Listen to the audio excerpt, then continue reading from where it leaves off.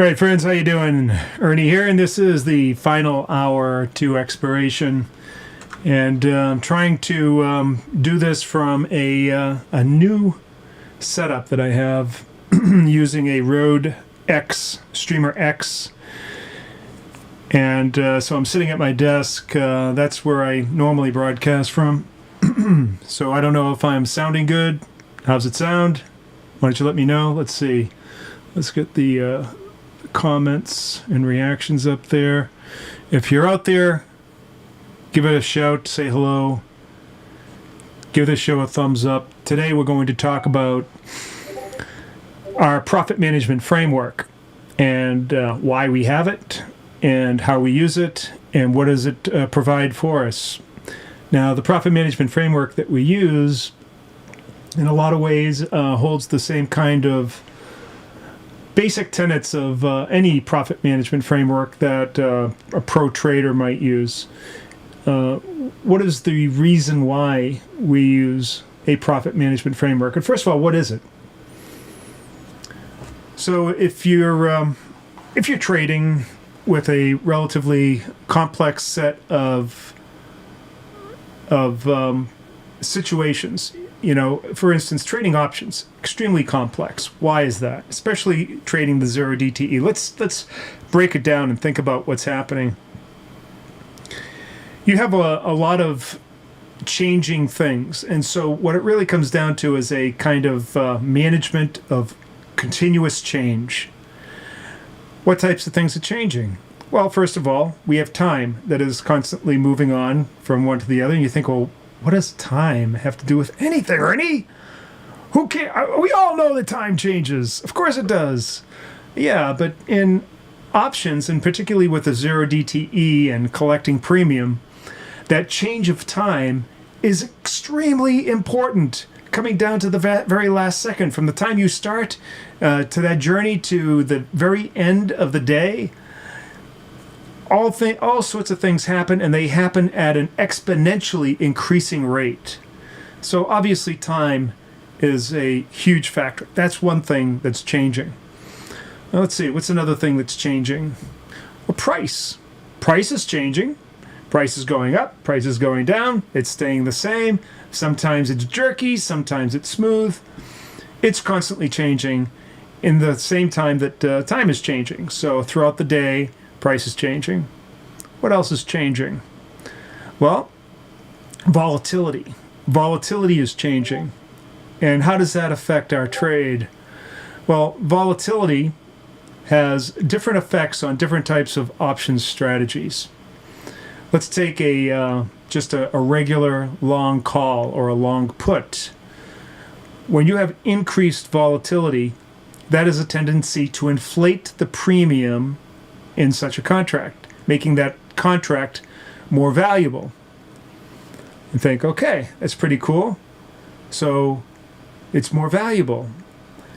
What happens when volatility drops? Well, it's exactly the opposite. It becomes deflated and becomes less valuable. Now, the premium that is in an options contract is constantly decaying.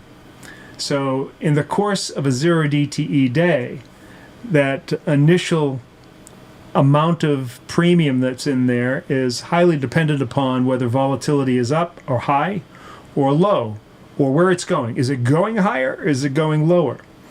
If it's going higher, then it's getting inflated. If it's going lower, then it's getting deflated. And so that's pretty important, especially if you're considering that that's what you're trading. You're trading volatility from one end of the day to the end of the day.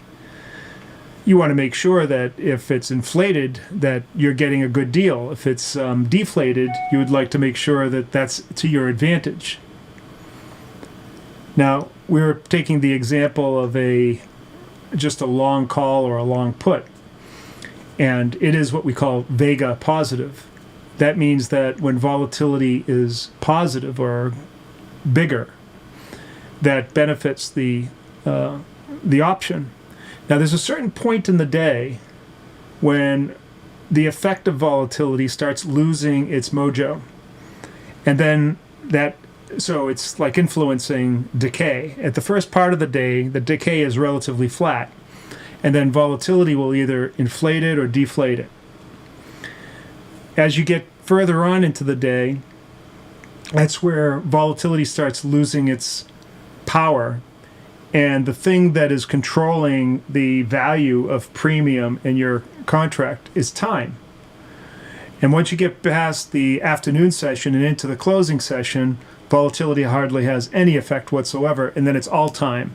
Because now volatility is decreasing or decaying at an exponentially fast rate, and it's all dependent upon that at the end, at the expiration time at 4 o'clock in the afternoon, it's going to be all gone.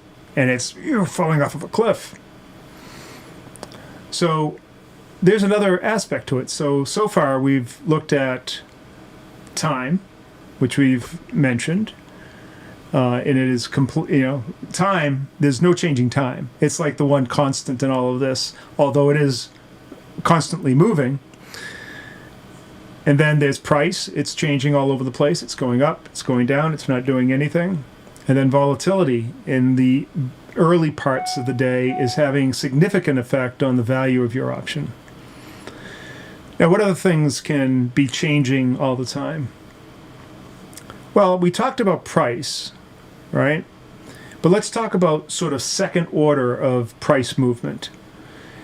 The second order of price movement or market structure, there's things like volume. Volume is changing. The amount of volume or liquidity at different price points is changing. So if price moves into a particular area that has high liquidity, it's going to act a certain way. When it moves down into an area of low liquidity, it's going to move another way. It's going to be more free to move. High volatility, it starts getting sticky. Low volatility, it starts getting airy. And the transition between high volatility and low volatility is like a special line of demarcation where price finds like resistance or support, right? So you have this underlying market structure that is present in all areas of the market to different degrees. Areas of high liquidity, areas of low liquidity, and then the areas of demarcation, the transition from high to low or low to high. All of those make a huge difference in the way price is going to move across its line, right? Up and down and up and down. So there's another thing that's changing, the actual underlying market structure. Let's think of another derivative of price, and that could be patterns that are happening, different price action patterns. So we know that when we have a market that moves up very quickly into the market, early in the morning, moves way up and it reaches some high, then it usually pulls back some. We also know that if price starts to climb back up to that last previous high in the session, that acts as kind of a barrier, almost like it's spring-loaded, and that if price gets to it, it's going to do one of two things. It's going to bounce off of that, or if it breaks through, it's going to take off. Sometimes it takes off all the way and it establishes itself and keeps on going. Other times it takes off just temporarily and then comes back. Maybe finds support, maybe comes back down underneath that initial level. So these patterns control a lot of what price could be doing. So if you're out there and you're watching this video, why don't you give me a shout out and say hello. We'll give you a roll call. Tell me that you're out there. All right, so here we have a wide range of different things that are changing throughout the day. How do you keep track of it? How do you effectively navigate your way through this incredible morass or plethora of things, all of these different things that are influencing your ability to make a decision? So you can think of a profit management framework like a calculus equation. If you've ever taken calculus, maybe some of you have, maybe some of you haven't, but calculus is essentially a way to take very complex problems and then resolve and figure out or solve those problems in a very unique way. And the way it does it is it breaks down that problem into tiny little segments where each segment is very easy to analyze.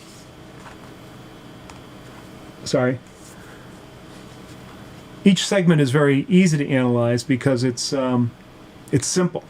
It's very small, and maybe it's just a rectangle or a dot, and the thing that you're trying to analyze is this huge, just amorphous thing that's all over the place, very complex shape.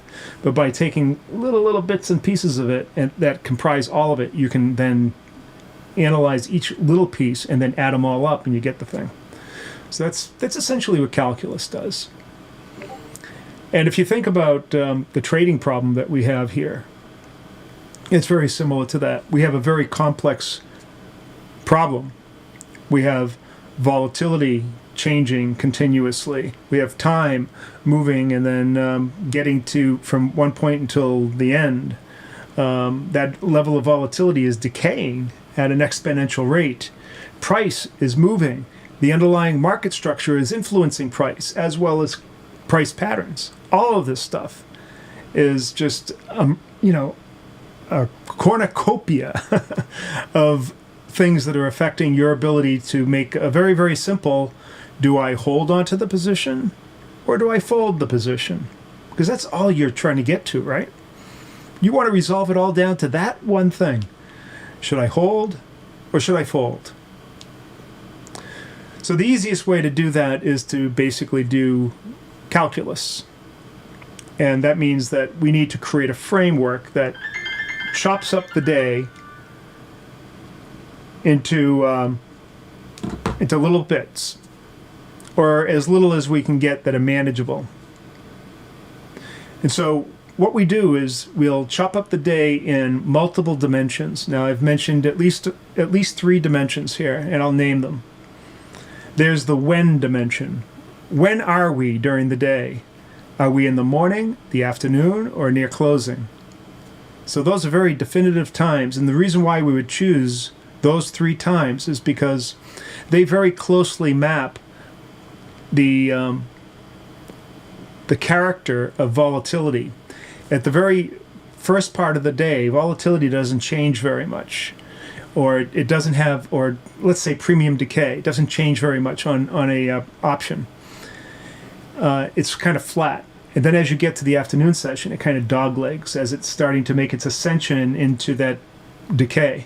So premium then goes on this kind of ascension. And then in the very last closing session, which is only about an hour and a half long, it's falling off a cliff until it turns into zero, dust. So we can very neatly break up the day into those 3 sessions. The first session is 3 hours long. The second session is 2 hours long, right? So from 9:30 to 12:30, from 12:30 to 2:30, and then the last session is an hour and a half long, from 2:30 to 4. And each of those are very representative of the way decay is occurring throughout the day. So it's a very logical way to think about it, that I want to chop things up. The next dimension is where you are. So if you put a strategy on, you're putting it somewhere and picking the strikes. It's either going to be above the market or below the market or at the market, out of the money, in the money, wherever it is. You have to know where it is, because price is going to be either moving out of it, in it, or across it. And so if you can tell, now, depending on where price is and how the value of your option strategy will contain premium. So as an example, in a long call or a long put, it's basically following along and will eventually look just like the at expiration version of a long call or a long put, but in between there, it's kind of an exaggerated version of that, and that's either inflating way up or inflating way down. And then over time, it's slowly coming down until it basically morphs into whatever at expiration, the P&L at expiration looks like. With a butterfly, you've seen the profit tent in the butterfly. It looks like a triangle like this with wings. And that's at expiration. So that's what the profit, the P&L of a butterfly looks like at expiration. But in the beginning of the day, it looks like this dome, and it's very flat. It goes across like that. And then as the day moves on, it's slowly moving up until it, let's see. I don't know. It's my camera finding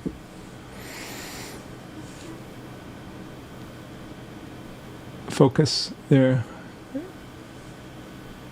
There it is. There. I got it to focus on my face. I wonder if it's the glasses. Kind of throws it off. It's supposed to be able to detect my eyes. So again, the second dimension is where you are relative to your strategy. So you have a strategy, and it's placed at a certain place. Price is moving across it back and forth. So you need to be able to tell, are you inside the profit tent? Are you outside the profit tent? Or are you in completely nowhere zone where you're not making any profit at all? So that's what we do. Now we have two dimensions. We have a where and a when. So you have this kind of matrix, 2 by 2 or 3 by 3 matrix.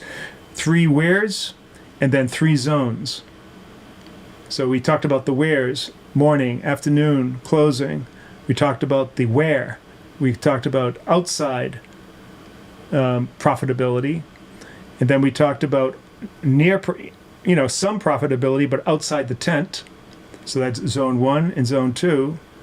And then we talk about inside the profit tent. We'll call that zone 3. So now you have some very, very specific when and where type of things that you can decide.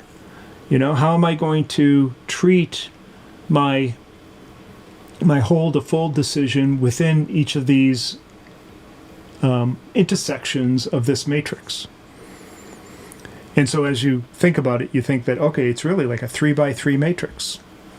But remember, I talked about there's an additional dimension, and that is the dimension that is inside each one of those intersections of the where and when.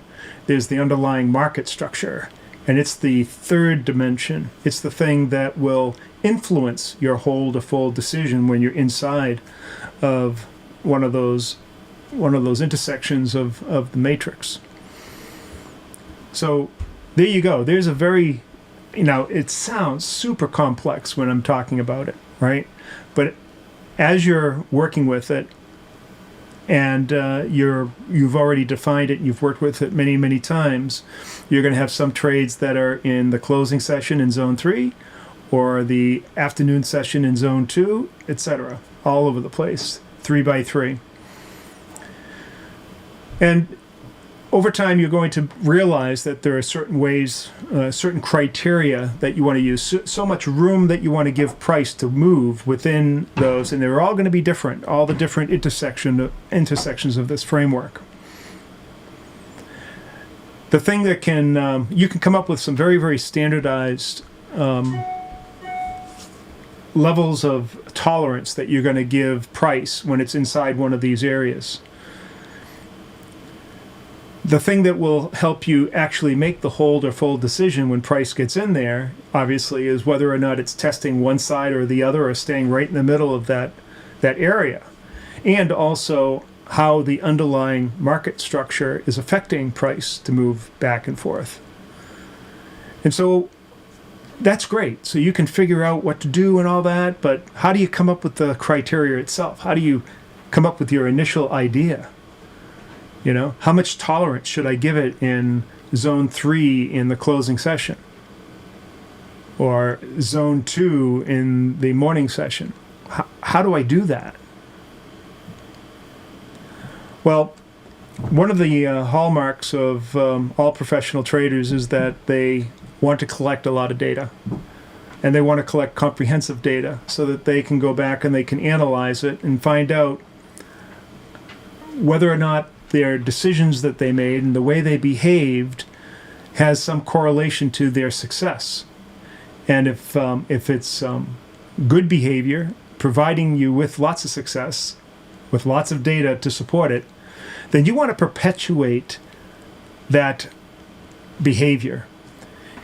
If you find that there's somewhere where you're getting way off base and you're exhibiting bad behavior after you start examining all of this data, well, you want to squash that behavior so that you can develop a new habit that will bring it back in line with your overall process.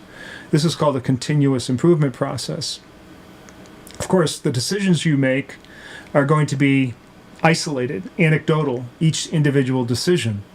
But as you're doing more and more trades, they become less and less anecdotal and now part of a great deal of information that you can start analyzing and finding out what are the correlations. How often did I do this or do that in this area or that area, in this dimension or that dimension, under that market structure or this market structure? How did I do all that?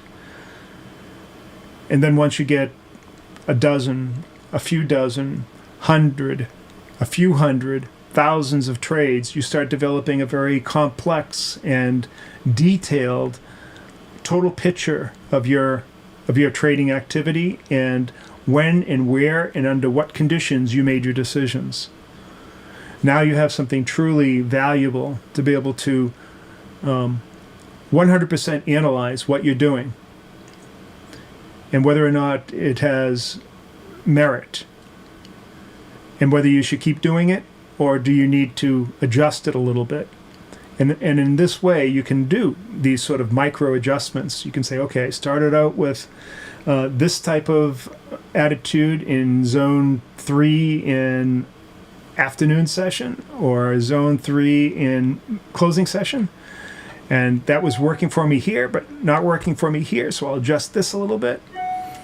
And then you start doing what your adjustment says and seeing how it works. It's kind of like a, well, I guess the best way to put it is it's the scientific method. You come up with a hypothesis, and then you test the hell out of it, and then you measure it, and then you prove whether your hypothesis works or it doesn't work.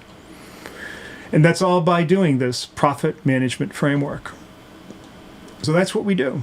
That's why we use the profit management framework, because it provides us a way to simplify the problem, and it provides us with a very definitive way of identifying when and where and how and why we made decisions, so that we can then record that in our log and our journal and then use that as evidence for whether or not we're doing the right thing or the wrong thing.